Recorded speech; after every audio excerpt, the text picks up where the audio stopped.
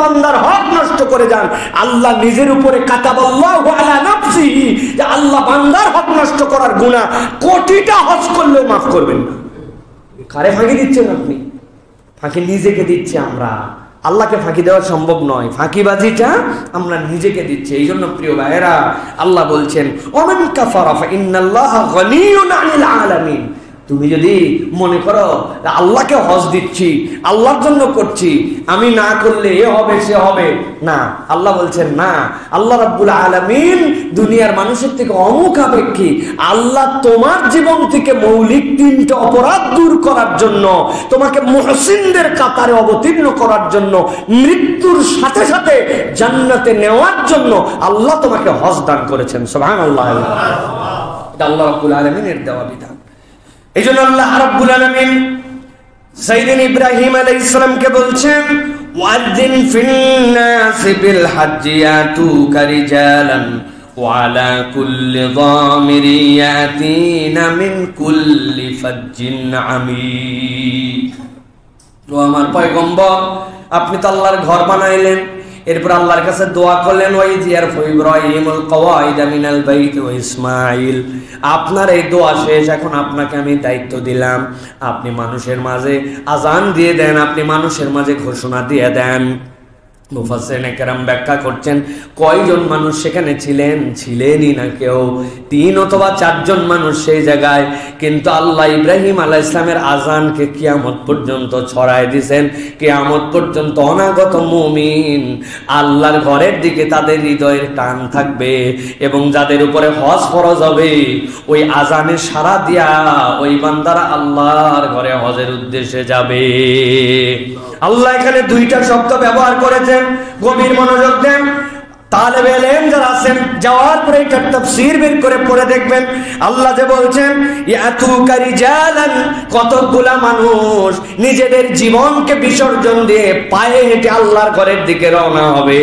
কোথায় সাইবেরিয়া, কোথায় তুরস্ক, কোথায় আজারবাইজান, কোথায় আমেরিকা, কোথায় বাংলাদেশ, কোথায় হিন্দ, এইরকম কোন দূরত্বকে তারা মাপবে না, বরং আল্লাহর ঘরের আকর্ষণ তাদের হৃদয় এমন হবে এই মানুষগুলা পায়ে হেঁটে হেঁটে আল্লাহর ঘরের দিকে রওনা দিবে।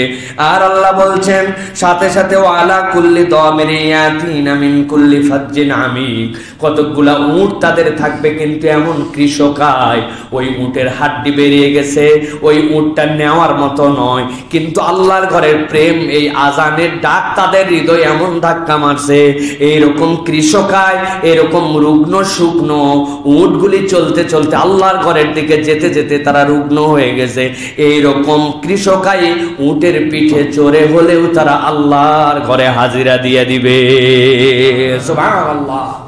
এই আয়াতে কারিমা আমাদেরকে মেনশন করে যে অনেক মিলিয়নিয়ার আছে কিন্তু তার হৃদয়ে আল্লাহর ঘরের আকর্ষণ নাই, আর অনেক কম টাকার লোক আছে যেই মানুষ আল্লাহর ঘরে যাওয়ার জন্য উদ্গ্রীব। হয়তো হজ ফরজ হইছে কোন রকম টেনে টুনে, কিন্তু এটাকেই সে প্রাইম কাজ বানাইছে।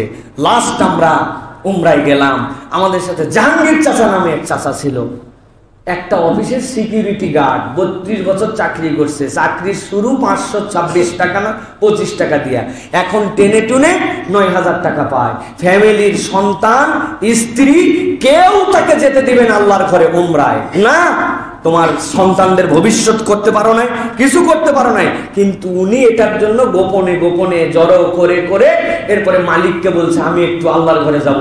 ওই মালিকও চিন্তা করছে দুনিয়ায় কত আমার কর্মচারী, কেউ বললো না, আর আমার এই গার্ড, নাইট গার্ড, সে আল্লাহর ঘরে যাবে, তারাও কিছু হেল্প করছে।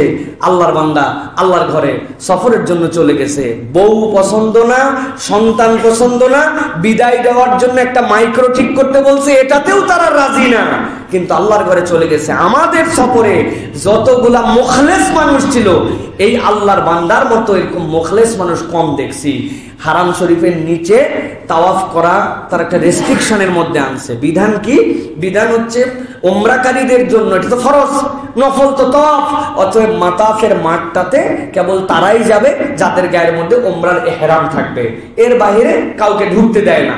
তারা সাধ্যের মধ্যে এটা প্রোটেস্ট করে, মেয়েদের জন্য উন্মুক্ত কিন্তু ছেলেদের জন্য। কিন্তু ওই মুরব্বী খানিকক্ষণ পর ঘুরে এসে বলতো, আজকে 3টা তওয়াফ করলাম, আজকে 2টা করলাম। কিরে বাবা, উপর দিয়ে একটা তওয়াফ করতে আমাদের রোজা থেকে পায়ের অবস্থা খারাপ, আপনি এত তওয়াফ করেন? উপরে না তো, তো নিচেই গেছি। তো নিচে গেলে না এরামের কাপড় ছাড়া ধরে? কই আমাকে তো ধরলো না, আমি গেলাম বড় বড় করে ঢুকেও ঠেকালো না, এই জন্য আমি চলে গেছি। হৃদয়ের মধ্যে আবেগ, ইখলাস, খুলুসিয়াত এইগুলা থাকলে রব এরকম অনেক দয়া করেন। এইগুলা আমি সাইফুল্লাহর চোখে বহু দেখা আছে, বহু। একবার 2বার তো রব্বুল আলামিন আমাকে এই গোলামকে আল্লাহ রাব্বুল আলামিন সেখানে নেন নাই। তো এই জন্য আমি এইগুলা জানি, কত হিস্ট্রি আমার লাইফে আছে। এক লোক গেছিল একবার আমার সাথে হজে। এই লোক হচ্ছে টিপসই দেওয়া হাজি, টিপসই দেওয়া হজে গেছে। বুঝেন তাহলে লেখাপড়ার কি যোগ্যতা, বিরাট যোগ্যতা তো না। টিপসই দেওয়া হাজি, বহুদিন আগের কথা বলছি। এখন এই লোককে নিয়ে খুব পেরেশানি, না পড়া জানে না কিছু জানে, কোথায় হারায় যায় কি হয়। আমি একটা ছোট বাটন মোবাইল কিনে দিয়ে গলার মধ্যে বেল্ট দিয়ে ওইটা দিছি, আর শিখাইছি সবুজ বাটন রিসিভ, লাল কাটা। আপনার লালের সাথে কোনো সম্পর্ক নাই, কেউ কল দিলে খালি সবুজটাতে রিসিভ করবে না। সকলের কাছে তার নাম্বার লিখে দিছি যে ভাই এই লোক হারালে কিন্তু বিরাট বিপদ। মুজদালেফা, আরাফা সব জায়গা ভয়ঙ্কর জায়গা। আরাফা পর্যন্ত টনটাইট, সবসময় আমার সাথে ফলো করে থাকে। মুজদালেফায় আসছি, আসার পর রাত্রেবেলা মুজদালেফার উপরে আবার হচ্ছে সোডিয়াম লাইট। সব দুনিয়ার মানুষ একরকম দেখতে, এমনি তো একে তো এহরামের কাপড়, 2 নম্বর কোনো তাবু নাই, 3 নম্বর সোডিয়াম লাইটের নিচে সব মানুষের চেহারা এক হয়ে যায়, সাদা লাল কালো নাই। উনি এসে সুন্দর করে আমরা একটা জায়গা নিয়েছি। খানিকক্ষণ পরে বলছে যে বাবা আমি একটু প্রস্রাব করতে যাব। যান, ডানে একটা বাথরুম, বামে একটা, মধ্যে কোন জায়গায় জায়গা দিয়েছি, মধ্যে পতাকা উঁচাই দিছি, এটা দেখবেন। আর কাগজপত্র সবই তো আছে, সাথে একজন লোককেও দিছি। আল্লাহর কি কাম, উনি চলে গেছে। আরে সেই লোক কই? নাই নাই নাই নাই। চিন্তা করলাম নাই তাই কি, কল দেই, কল দিলে তো ওনার সাথে অন্তত ইয়ে আছে। যেই কল দিছি দেখি আমার পাশেই মোবাইল বাজে। উনি বাথরুমে যাওয়ার সময় ওনার যত যন্ত্রপাতি ছিল সব গলার থেকে নামায় ওখানে রেখে উপরের কাপড়টা পর্যন্ত রেখে গেছে। নাই তো নাই। আর মুজদালেফায় লোক খুঁজে পাইলাম না, টেনশন। এই অবস্থায় মিনায় পরের দিন আমরা গেছি। এরপরে জামারায় পাথর নিক্ষেপ করতে যাব।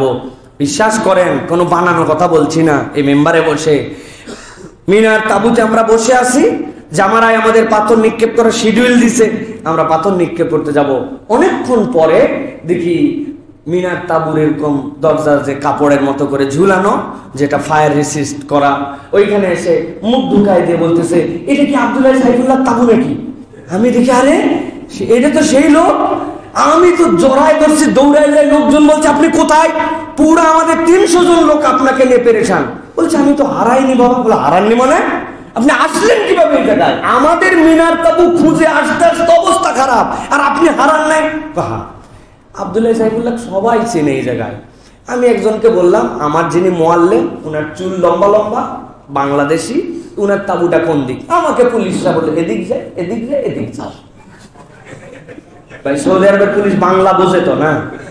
আব্দুল্লাহ সাইফুল্লাহকে তো চেনে না, লম্বা চুলওয়ালা একমাত্র আমি, তাই তো নাকি? আহা, ওই লোকের ইখলাস, ঈমান, ওই লোকের বিশ্বাস। ও বাংলায় বলছে আমার ধারণা আল্লাহ ওর ভিতরে এমন আল্লাহর জন্য নিবেদিত প্রাণ ছিলেন, আল্লাহর মেহমান যেন কষ্ট না পায়, আল্লাহ হয়তো ফেরেশতা দিয়া তাকে তার তাবুর মধ্যে পৌঁছায় দিয়েছে। হাজার হাজার এরকম নজির আছে অনেক হাজের জীবনে। এটা কি আল্লাহ এই জন্য বলছেন তাজাওয়াদু ফা ইন্না খায়রা যাদিত তাকওয়া। আল্লাহ ভীতি অন্তরের মধ্যে না। হজ করতে যাচ্ছি নাম কামায়ের জন্য, হজ করতে যাচ্ছি হাজি বলবে মানুষ, হজ করতে যাচ্ছি টাকা পয়সা হইছে, হজ না করলে সম্মান থাকে, লোকে কি বলবে, আশপাশে সব বাড়ির লোক হজে চলে গেল, আমি এখনো গেলাম না। এইগুলা জীবনে কখনো হজের নিয়ত হতে পারে না। হজের নিয়ত হবে আল্লাহর জন্য যাচ্ছি, গুনাহ মাফ করার জন্য যাচ্ছি। রফাত, ফুসুক, জিদাল, এই 3 অপরাধ মানবীয় চরিত্র থেকে মুক্ত করে আল্লাহর কাছে মুহসিন বান্দা হওয়ার জন্য যাচ্ছি। বান্দা যখন স্পষ্ট নিয়ত করে আমিত্ব বিসর্জন দেওয়ার জন্য যাচ্ছে, আল্লাহ ওই বান্দাকে পূর্ণ হাজি বানায়া, বেগুনা বানায়া, জান্নাতের ঘোষণা দিয়া তার বাড়িতে পৌঁছায় দেয়। সুবহানাল্লাহ। এটা হচ্ছে হজ। অতএব হজে যাওয়ার নিয়ত পরিশুদ্ধ করে বলতে হবে। প্রিয় ভাইয়েরা, আল্লাহ রাব্বুল আলামিন আমাদেরকে বোঝার তৌফিক দান করেন। এটি হচ্ছে হজ, যেটা মানবতার চরিত্রের পূর্ণতা এবং ইমানদারদের ইমানের বিকাশ, মানুষকে মুহসিন স্তরে আল্লাহর কাছে উন্নীত করার জন্য সবচেয়ে আল্লাহর প্রিয় আমলগুলির অন্যতম একটি হচ্ছে হজ। আজকে আমরা হজ নিয়ে কথা বলবো। তবে হজের তো ব্যাপক বিভিন্ন ধরনের কথা আছে। আমরা মূলত আজকে একজন হাজির হজের সফরে যে 5টি বুঝ বিশেষত দরকার, যে 5টি বুঝ যদি কোনো হাজি তার জীবনে অর্জন করে নিতে পারে, তাহলে সে একজন আল্লাহর কাছে সফল তথা মাবরুর তথা জান্নাতের ঘোষণা প্রাপ্ত তথা সদ্য ভূমিষ্ঠ শিশু তুল্য এরকম একজন বান্দায় পরিগণিত হতে পারবে, যদি তার মাঝে 5টি বুঝ থাকে। তা আমরা আজকে এই সংক্ষিপ্ত সময়ে এই 5টি বুঝ যেটা হাজিদের জীবনে দরকার, এ বিষয়ের উপরে কিছু কথাবার্তা বলবো। আল্লাহ রাব্বুল আলামিন আমাদের সকলকে মৃত্যুর পূর্বে সুস্থতার জিন্দেগিতে একটিবার অন্তত যেন হজের সফরের জন্য আল্লাহ কবুল করেন, বলেন আল্লাহুম্মা আমিন। আল্লাহ রাব্বুল আলামিন কুরআনুল কারীমের মধ্যে হজ যে মূলত কি প্র্যাকটিস শিখাবে, এটার আল্লাহ রাব্বুল আলামিন একটা ধারণা দিয়েছেন। আল্লাহ কোরআনে বলেছেন যে হজের মাসগুলা সুবিদিত, নির্ধারিত। আপনার আমার কাছে হজের মাস হচ্ছে জিলহজ, জিলহজের 10 তারিখে হজ, অতএব হজের মাস হচ্ছে জিলহজ মাস, তাই তো ভাই? কিন্তু কোরআন এবং সুন্নাহর পরিভাষায় হজের মাস একটা নয়, হজের দিন, হজের মূল অনুষ্ঠানের পারফরমেন্স করার মাস জিলহজ।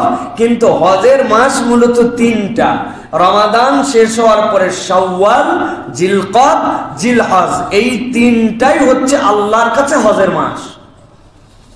আল্লাহ রাব্বুল আমিন বলছেন আল হাজ্জু আশহুরুম মা'লুমাত, দুনিয়ার মানুষ তোমাদের কাছে হজের যে মাসগুলো এইগুলা সুবিদিত মাস। এই মাসগুলা সুবিদিত বলার কারণ, মক্কার যারা মুশরিক ছিল ইব্রাহিম আলাইহিস সালামের পর থেকে, ওই মানুষগুলো যারা যে ধর্মের অনুগামী ছিল তাদের কাছে একটা হজ ছিল। যদিও আমরা যেভাবে যেই অনুষঙ্গে প্রতিপালন করি এই ধরনের ছিল না, কিন্তু হজ তাদের কাছে ছিল। আল্লাহ বলছেন যেই মানুষদের কাছে হজ ছিল, খানায় কাবা ছিল, ওই মানুষগুলা জানতো হজের মাসগুলা কোনগুলা।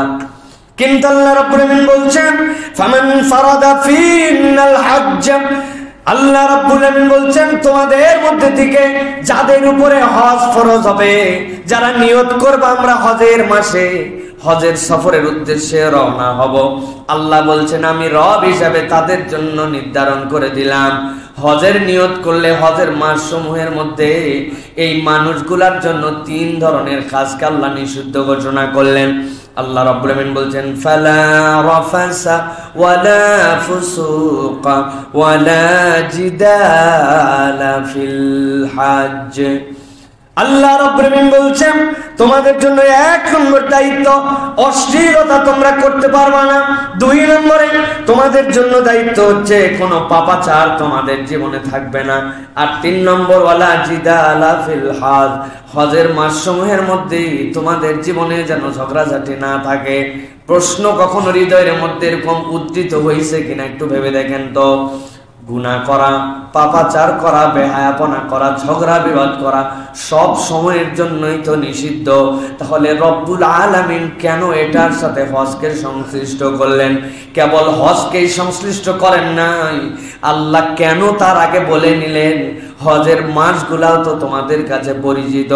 আল্লাহ রাব্বুল আমিন মূলত বুঝাতে চান তামাম উম্মতকে, ও বান্দা তোমাদের জীবনে এই কাজগুলা সর্বসময়ের জন্য ঘৃণিত, সর্বসময়ের জন্যই তোমাদের জন্য আল্লাহর কাছে এই কাজগুলো অপছন্দনীয়। কিন্তু দুনিয়ার মানুষ হাজার প্রচেষ্টা করার পরেও তার জীবনে টুকটাক অশ্লীলতা, টুকটাক অনাচার, টুকটাক তাদের জীবনের মধ্যে ঝগড়াঝাটি লেগেই থাকবে।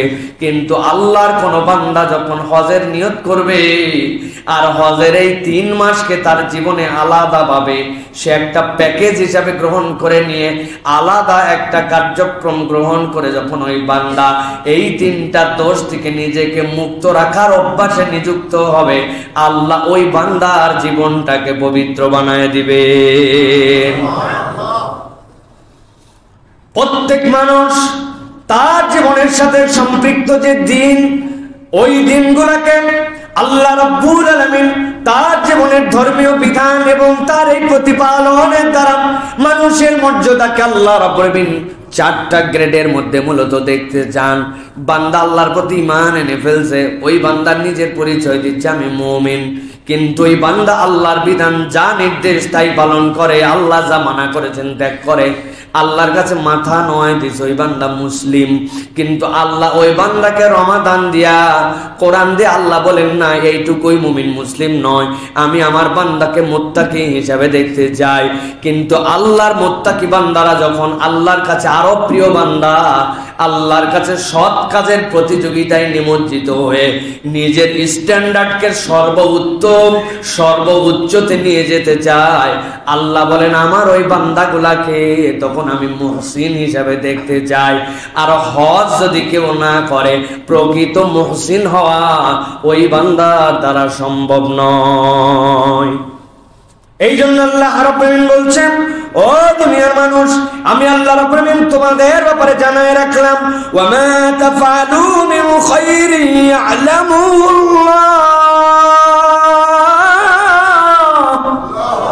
এই দুনিয়ার মানুষ, তুমি যতটুকু ভালো করো না কেন, কেউ সেটা দেখেছে আর কেউ সেটা দেখে নাই।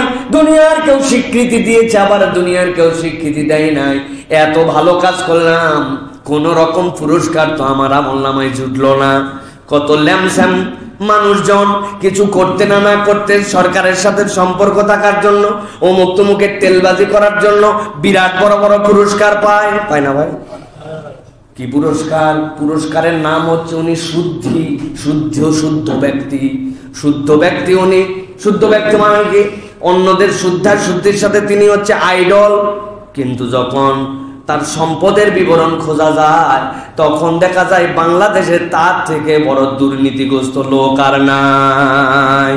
এরকম লোকের নাম না বললেও আপনারা বুঝতে পারেন। বুঝেন নাকি ভাই? আমার আল্লাহ রাব্বুল আলামিন এই জন্য বলছেন, ওয়া মা তাফআলু মিন খায়রিন ইয়ালামুল্লাহ ওয়া তাযাওয়াদু ফাইন্না খায়রাজ যাদিত তাকওয়া।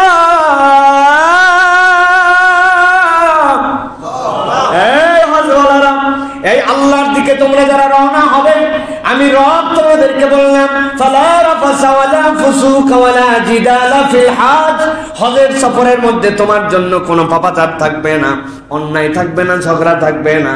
তুমি তো পাথেয় সংগ্রহ করবে। এখন ব্যাগ গোছাচ্ছ তুমি, 2 সেট ইহরামের কাপড়, 2টা লুঙ্গি, 2টা জামা, প্লেট, প্রয়োজনীয় ঔষধ, এমনকি চশমার পিছনে চশমা যেন পরে না যায়, ফিদা, ভাত যেন ভালো করে খাইতে পারি, আচার, শুকনা মরিচ, কোনো আইটেম বাদ নাই। বান্দার সবগুলা ব্যাগের মধ্যে ভরাইছে। স্যান্ডেল যদি একটা হারায় যায়, কোথায় খুঁজতে যাব? 2 জোড়া স্যান্ডেল নিয়েছে। স্যান্ডেল যেন অন্য কারো গায়ের মধ্যে লাগে, বিরক্ত না হয়। হারামের ভিতরে যেন পানি না পড়ে, স্যান্ডেল কার মধ্যে ঢুকাবে তার ব্যাগও নিছে। আল্লাহ বলছেন, নেও বান্দা, তাজাওয়াদু, আমি আল্লাহ তোমাকে দায়িত্ব দিলাম, পাথেয় সংগ্রহ করো। তবে রব বলছেন, ফাইন্না খায়রাজ যাদিত তাকওয়া। দুনিয়ার এই পাথেয় যতই সংগ্রহ করো, যতগুলো জিনিস যাই নাও না কেন, সবচেয়ে বেশি যেইটা সংগ্রহ করে নিয়ে যাও, ওইটা হচ্ছে রবের ভীতি। আল্লাহর তাকওয়া যার জীবনে আছে, আল্লাহ বলছেন তার থেকে বড় সম্বল আর তার জীবনে কিছু নাই। সুবহানাল্লাহ। আল্লাহ রাব্বুল আলামিন পরে বলছেন, ওয়াত্তাকুনি ইয়া উলিল আলবাব। তোমার যদি জ্ঞান থাকে, তুমি যদি বুদ্ধিমানদের মধ্যে অন্তর্ভুক্ত হও, আমি রব তোমার জন্য বললাম তুমি আল্লাহকে ভয় করো, বাকি সব পাথেও আল্লাহ তোমাকে মিলাই দিবে। সুবহানাল্লাহ। এই জন্য আমাদের এক স্যার ছিলেন, প্রফেসর ডক্টর আব্দুল্লাহিল বাকি স্যার বলতেন, জানিসো ব্যাগে এইগুলা সব তো 22 কেজির উপরে হওয়া চলবে না, 23 কেজি একটা ব্যাগ, এইটুকুই তোমার। কিন্তু বস্তাকে বস্তা অদৃশ্য একটা ব্যাগ থাকবে তোমার সাথে, যার ভিতরে আল্লাহ ভীতি, আল্লাহ ভয়, তাকওয়ার পথেও তোমাকে নিয়ে যেতে হবে। দুনিয়ার ব্যাগ অনেক সংগ্রহ করে নিয়ে যায়, কিন্তু তাকওয়া নিয়ে যায় না। ওই ব্যক্তির হজ অনেক সময় ওই জেদ্দা এয়ারপোর্টেই থেকে যায়। এই জন্য প্রিয় ভাইয়েরা, আল্লাহ রাব্বুল আলামিন আপনাকে আমাকে নির্দেশনা দিচ্ছেন, হজে যাও। এই জিনিসগুলি তোমার লাইফে যদি প্র্যাকটিস করে নিয়ে আসো, তাহলে রব তোমার জন্য এমন নিয়ামত দিবেন যে নিয়ামত তুমি আর কখনো কল্পনাও করতে পারবে না, যে রব তোমার জীবনে কিভাবে পরিবর্তন ঘটাইছেন। এই জন্য নবীজি বলছেন, কেউ যদি হজ করে ফালাম ইয়ারফুস ওয়ালাম ইয়াফসুক, এর ভিতরে রফাস করে না, এর মধ্যে ফিসক করে না, আল্লাহ নবী বলছেন সে যেন ফেরত আসলো তার ঘরে। মা যেদিন তাকে ভূমিষ্ঠ করেছিল, আমল নামায় গুনাহ লেখার অ্যাকাউন্ট ছিল না, সওয়াবও লেখার অ্যাকাউন্ট ছিল না, আল্লাহ তাকে জিরো বানায়া, আল্লাহ সদ্য ভূমিষ্ঠ সন্তান তুল্য পবিত্র করে তাকে তার ঘরে ফেরত দিবেন। সুবহানাল্লাহ। পৃথিবীর একটা আমলও নাই, হজ হচ্ছে এমন আমল, আর একটা আমল নাই যে আপনার আমল নামাকে আল্লাহ জিরো বানায় দিবেন। সুবহানাল্লাহ। তার মায়ের পেটে যেদিন ভূমিষ্ঠ হয়েছিল, আল্লাহ এরকম করে দিয়েছেন। বয়স কত? 70। বয়স কত? 60। বয়স কত? 80। সুবহানাল্লাহ বিহামদি। অতএব হৃদয়ের মধ্যে এই স্বপ্ন লালন করা যে আল্লাহর ঘরে আমি হজ করতে যাব, এটা ঈমানদার মাত্র তার ঈমানের নমুনা। আমার টাকা নাই, আমার পয়সা নাই, আমার গরিব মানুষ, কবে হবে হজ বড় লোকদের? এটা ঈমানদারের তবিয়ত নয়। ঈমানদারের তবিয়ত আমি হজ করব, দেনেওয়ালা আল্লাহ। আল্লাহ যদি নেওয়ার ব্যবস্থা করে দেন, আমি চলে যাব। আপনার এই নিয়তের উপরে হজ না করেও যদি মারা যান, আল্লাহ চাইলে আপনাকে হজের সওয়াব দিয়ে দিতে পারেন। সুবহানাল্লাহ। এই উম্মতের না এটা সৌভাগ্য, আর তো কোনো উম্মতের সৌভাগ্য এটা ছিল না। আগামী শুক্রবার আসিতেছে পূর্বী সিনেমা হলে, রূপালী পর্দায়। চিন্তা করছেন যা আছে কপালে, যে বিজ্ঞাপন না দেখে আমি কোনো উপায় নেই, দেখবো আগামী শুক্রবার সিনেমা। আল্লাহ কি কাম, বৃহস্পতিবার বাজার করতে যায় আপনার ঠ্যাঙ্গের মধ্যে এক রিক্সাওয়ালা দিছে ধাক্কা, চিতর হয়ে পড়ে কোমরে ব্যথা, শুয়ে আছেন ঘরের মধ্যে। কোমর ঠিক থাকলে কিন্তু আপনি যাইতেন সিনেমা হলে, কিন্তু কোমরের ব্যথায় যেতে পারেন নাই। আপনি যে গত শুক্রবার নিয়ত করছেন আর এই শুক্রবার যান নাই, আপনার এক চুলো গুনাহ আপনার আমল নামায় লেখা হয় নাই, বরং আল্লাহ তাআলা বাঁচায় দিয়েছে। কিন্তু আজকের দিনে নিয়ত করছেন, আল্লাহ আমার উপরে হজ ফরজ হলেই আমি হজ করব। কোনদিন হজ করতে পারেন নাই, কিন্তু এই নিয়ত করার কারণে যতদিন দুনিয়ায় বেঁচে ছিলেন, আল্লাহ আপনার ওই নিয়তের একটা সওয়াব আপনার আমল নামায় দিয়েছেন। সুবহানাল্লাহ। এটা উম্মতে মুহাম্মাদের বৈশিষ্ট্য। উম্মতে মুহাম্মাদের অনেকগুলো বৈশিষ্ট্যের মধ্যে এটা একটা। আরেকটা, উম্মতে মুহাম্মাদীকে আল্লাহ সমূলে ধ্বংস করে দিবেন না। আল্লাহ রাসূলুল্লাহ সাল্লাল্লাহু আলাইহি ওয়াসাল্লামের এই ফজলে আল্লাহ উম্মতে মুহাম্মাদীকে সমূলে ধ্বংস করবেন না, এটাও আল্লাহ রাব্বুল আলামিনের দেওয়া একটা নিয়ামত। অতএব প্রিয় ভাইরা, হৃদয়ে হজের ভালোবাসা লালন করতে হবে, হৃদয়ে এটাকে ধারণ করতে হবে। কতদিন গল্প বলেছি আমি আমাদের মহল্লায়, আব্দুর রব নামে একজন ছিল, গরিব মানুষ, বেচারি, 2 ফ্যামিলি, অনেকগুলা বাচ্চা কাচ্চা, দিন আনে দিন খায়। এরপরে অসুস্থ হয়ে গেল, মানুষের কাছে চেয়ে নিত যে ভাই আমাকে একটু সহযোগিতা করেন। কিন্তু এই হতদরিদ্র মানুষটা চালাক ফকির ছিল, যার কাছে যাই চাইতো, একটু বড় লোক দেখলে তার কাছে বলতো যে ভাই আপাতত 50টা টাকা দেন, আর সুযোগ পাইলে আমার একটু হজে পাঠায়েন ভাই। এরকম বলতেই থাকে, ওর অভ্যাস এইটা, যারে তারে বলে। একটু গাড়িওয়ালার কাছে ভিক্ষা দেখছে, গাড়িওয়ালাকে বলবে আমার একটুখানি হজে পাঠায়েন ভাই। এই মিসকিন যে একদিন ভিক্ষা না করলে তার পরিবার চলে না, সেই লোকটাকে আল্লাহ রাব্বুল আলামিন এমন কবুল করছেন।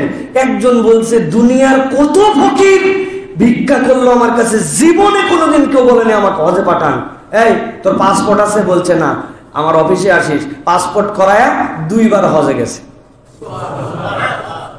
আরে ভাই, দুনিয়ার এক বড় লোক দেখে যদি এই লোক এইটা বলতে পারে, তাহলে বড় লোকের বড় লোক, যিনি বড় লোকই দান করেন, যিনি রাজ্জাক, তার কাছে কোনোদিন বলছেন আল্লাহ আমি দুনিয়ার গরিব, তোমার কাছে ভাত চাই, তোমার কাছে চাল চাই, ভাড়া বাড়িতে থাকি, ভাড়া বাড়ির টাকা মেটাতে পারি, এইটা চাই, এইসব গরিব আমি আল্লাহ, আর তুমি রাজ্জাক, তোমার কাছে একবার বললাম, একবার আমাকে একটু হজে পাঠায় তো আল্লাহ। আল্লাহর কাছে যদি বলার মতো বলা যায়, রব যে কিভাবে দিতে পারেন এটা দুনিয়ার কেউ জানে না, ঠিক কিনা? আল্লাহ যেন আমাদেরকে এই বুঝটা দান করেন, বলেন আল্লাহুম্মা আমিন। আল্লাহ এই জন্য কোরআনুল কারীমের মধ্যে বলছেন, ওয়ালিল্লাহি আলান নাসি হিজ্জুল বাইতি মান ইসতাতা ইলাইহি সাবিলা ওয়া মান কাফারা ফা ইন্নাল্লাহা গনিয়্যুন আনিল আলামিন।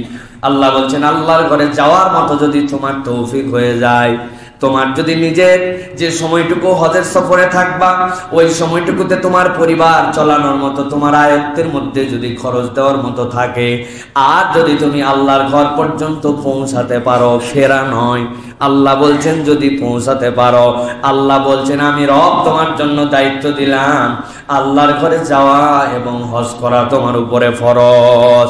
তবে দুনিয়ার মানুষ এইটা মনে করো না যে তুমি হজ করে আল্লাহর বিরাট উপকার করে দিচ্ছ, আল্লাহর বিরাট দরকার তোমার হজ। আল্লাহ বলছেন জেনে রাখো, ফাইন ওয়া মান কাফারা ফাইন্নাল্লাহা গনিয়্যুন আনিল আলামিন। তুমি যদি না আসতে চাও, অস্বীকার করো, নানান অজুহাত দেখায় যদি তুমি আল্লাহর ঘর জিয়ারত থেকে নিজেকে মাহরুম করে রাখো, জেনে রাখো আল্লাহ গনি, আল্লাহ তোমার জিয়ারতের দরকার নাই, কিন্তু তুমি যে অস্বীকার করলা এইটার পরিণতি আল্লাহর কাছে হারে হারে পেয়ে যাবে। নবীজি সাল্লাল্লাহু আলাইহি ওয়াসাল্লাম বলেছেন, কার উপর হজ ফরজ হলো আর নানান অজুহাত দেখায়া 1 বছর 2 বছর 3 বছর পর্যন্ত আসলো না, নবী করিম সাল্লাল্লাহু আলাইহি ওয়াসাল্লাম বলছেন তার জিম্মাদারি আমার উপরে নাই। মানে কি, আল্লাহর নবী অন্য হাদিসে স্পষ্ট করেছেন সে ইহুদি হয়ে মরুক অথবা নাসারা হয়ে মরুক। নাউযুবিল্লাহি মিন যালিক। কত বড় হুমকি! অথচ অনেক টাকা পয়সাওয়ালা, মেয়ের বিয়ে দেওয়া হয় নাই, ব্যাংকে ঋণ আছে, নানান অজুহাত দিয়া, হ্যান্ড ক্যাশ নাই, এইগুলো কথাবার্তা বলে আল্লাহর ঘরে হজ করতে যায় না। অথচ উনার ঋণ আছে হয়তো 2 কোটি টাকা, কিন্তু উনার ব্যালেন্স যে আছে 10-15 কোটি টাকার। উনার হয়তো ক্যাশ টাকা নাই বলতেছে, কিন্তু ক্যাশের বাহিরে মাঠে ঘাটে এখানে ওখানে কোনায় কানায় যেগুলো জিনিস পড়ে আছে, ওর 1 শতক আধা শতক বিক্রি করলে হয়তো 50 লক্ষ টাকা বের হবে, কিন্তু আল্লাহরে ভূগোল বুঝ দিয়ে রাখছে, হ্যান্ড ক্যাশ নাই, মেয়ের বিয়ে দেই নাই, এখনো ঝামেলা মুক্ত হয় নাই, গুনাহ খাতা শেষ করা হয় নাই, গুনাহ খাতা সব শেষ করে শেষ বয়সে যে একবারে পবিত্র হজ করে আসবো, তাই তো না ভাই? তাই না? আমি যখন ছোটবেলায় হজে যাই, ধরেন যে আজ থেকে প্রায় 23 বছর আগে, কত ছোট ছিলাম আমি, হজে যাচ্ছি, এয়ারপোর্টে আমাকে একজন মুরব্বী এসে জিজ্ঞাসা করছে, তুমি হজে যাচ্ছ? বললাম জি হজে যাচ্ছি। বলছে যে তুমি হজ ধরে রাখবে কেমন? তা আমি বলছি চাচা 2টা বড় বড় ব্যাগ নিয়েছি। বুঝছেন বেটা ইয়ার কি মারো? আমি আসলে ব্যাগ নিয়েছি মানে কি, আব্বা বলছে যে সৌদি আরবে বই সস্তা, অনেক বই কিনতে হবে, তা আমরা টার্গেট করে গেছি। আমাদের বাপ বেটা তখন 60-120 কেজি ওজন পাওয়া যেত, যে আমরা 100 কেজির মতো বই কিনবো। এরপরে যদি অন্য হাজিরা আমাদেরকে একটু সহযোগিতা করে, প্রত্যেকের ব্যাগে 2টা 1টা করে বই ম্যানেজ করে দিব। আমার আব্বার লাইব্রেরি বিশাল লাইব্রেরি। তো এখন ওই মুরব্বীকে আমি যেন বলছি, আব্বা যেহেতু এর আগে হজে গেছে, এক ধরনের ব্যাগ পাওয়া যেত সাদা, মধ্যে দিয়ে লম্বা লম্বা লাল হেভি ব্যাগ, হাজিরা জানে এইটা। আমি বলছি এরকম 2টা বস্তা নিছি, মানে আব্বার গতবারের বস্তা, এই 2টা নিয়ে হলো তার ব্যাগটা। তো এখনো বিয়ে সাথে হয় নাই, বয়স কম, আসার পরে কত পাপ কত কিছু বাকি আছে, হজ রাখবি কোন জায়গায়? আমি বললাম ও এই ঘটনা। তাহলে আমি তো মনে করছি যে হজ ধরে আনবো মানে বস্তায় করে ধরে আনবো। তা আমাদের বাংলাদেশের মানুষের কনসেপ্ট কি, শেষ বয়সে যায় কেন? গুনাহ খাতা, ব্যবসা, চিটারি, বাটপারি, দুর্নীতি সব শেষ।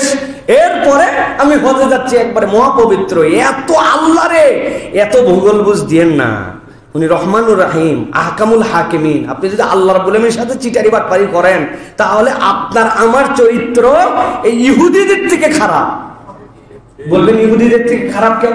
ওরা নবীদেরকে বিভিন্ন কারণে কষ্ট দিত, ধোঁকা দিত। নবী বলছেন চলো আমালিকার বিরুদ্ধে যুদ্ধ করে আমরা এখন বাইতুল মুকাদ্দাসকে উদ্ধার করি, আর ওই বাইতুল মুকাদ্দাসের পাশেই প্রচুর পরিমাণ ফল ফসল হয়। তোমরা না বলছো যে আমাদের এই খাবার ভাল লাগে না, চলো ওইখান থেকে আল্লাহ খাবার দিবেন। ওরা মুসা আলাইহিস সালামকে বলছে, ও খাবারও চাইছিলাম, সবই চাইছিলাম, কিন্তু যুদ্ধ করে জিতা লাগবে, এত দূর আমাদের সময় নাই, তুমি আর তোমার আল্লাহ যায় যুদ্ধ করো। যুদ্ধ যখন জিতে যাবে আমাদের খবর দিও, আমরা চলে আসবো। কেইসা বেয়াদবের বেয়াদব, ওরা কারে ধোঁকা দিছে? নবীকে ডাইরেক্ট ধোঁকা দিছে। কিন্তু আপনি আমি এমন আচরণ করি, আল্লাহরে পর্যন্ত আমরা ভুল বুঝ দেই যে আল্লাহ হজ ফরজ করলো। ওই বান্দা বলে এখন না, 50-60 বছর যাওয়ার পরে সব গুনাহ খাতা মাফ করার পর আল্লাহর কাছে বলবে, আল্লাহ আগে যা গুনাহ করছে সব মাফ করে দাও। আল্লাহ বলবেন সব মাফ করে দিবে, তাই তো না? যাওয়ার আগে আবার কৌশল করে যায়। কতবার আমি অন্তত 200 বার বলছি এই কথা, মিনিমাম 200 বার বলছি মিনিমাম। হজে যাওয়ার আগে 50,000 টাকা দামের গরু খাওয়ায়, টেন্ড হয়েছে এখন। হজে যাওয়ার আগে খাওয়ানো লাগে, খাওয়ায় টাওয়ায় 10 বিঘা জমি 8 বিঘা 2 ছেলেরে দিছে, আর 3 মেয়ে ছিল, 3 মেয়েরে 2 বিঘা কৌশলে ভাগ করে দিছে। দিয়ে নাতি টাতি আছে তাদেরকে ডাক দিয়ে বলছে, তোমার কি লাগবে? সোনার মালা। তোমার কি লাগবে? তোমার আংটি। সব লোকজনকে বলবে, আর ফিরতে পারিনি। কাইন্দে কাইতে লোকজন দেখছে, বাপরে হাজির কান্না। ছেলেদেরকে জড়ায় ধরে, মেয়ের জামাই জড়ায় ধরে, কোনো কথাই বলার সুযোগ দেয়নি, খালি হাউমাউ করে। দেখে রাখো সবাই এই সকল ভুয়া বুঝ দিয়া হারাম শরীফে চলে গেছে। তাই খানায় খাবার সামনে দোয়া করতেছে, রব্বুল আলামিন খানায় খাবার দেখলে সব গুনাহ মাফ হয়। তোমার বান্দা খানায় খাবার সামনে হাজির, আল্লাহ তুমি আমাকে মাফ করে দাও। পাগলের মতো কান্নাকাটি করতেছে। প্রিয় ভাইয়েরা, আল্লাহর এই যে ধোঁকা দিচ্ছেন আপনি মনে করছেন বান্দার হক নষ্ট করে, ছেলের হক, বোনের হক, আত্মীয়ের হক আল ঠেলে, সানসেট বের করে দিয়ে, নিজের বাউন্ডারি ওয়াল বের করে দিয়ে, শ্রমিকদেরকে ফাঁকি দিয়া হাজার বান্দার হক নষ্ট করে, রাস্তার খোয়া বালু খেয়ে, সরকারের টাকা মানে ব্যাংক লুট করে, সব করে আপনি হজে চলে গেছেন। আর আল্লাহর কাছে যাই আপনি মাপ চাচ্ছেন। আল্লাহর দেওয়া ফরজ বিধান একদিনও সালাত আদায় করেন নাই। খানায় কাবায় যায় দোয়া করবেন, আল্লাহ চাইলে আল্লাহ তার দেওয়া এই হক যেটা ছিল সমুদয় নামাজ কাজা করা আপনাকে মাফ করে দিতে পারেন, রোজা মাফ করে দিতে পারেন।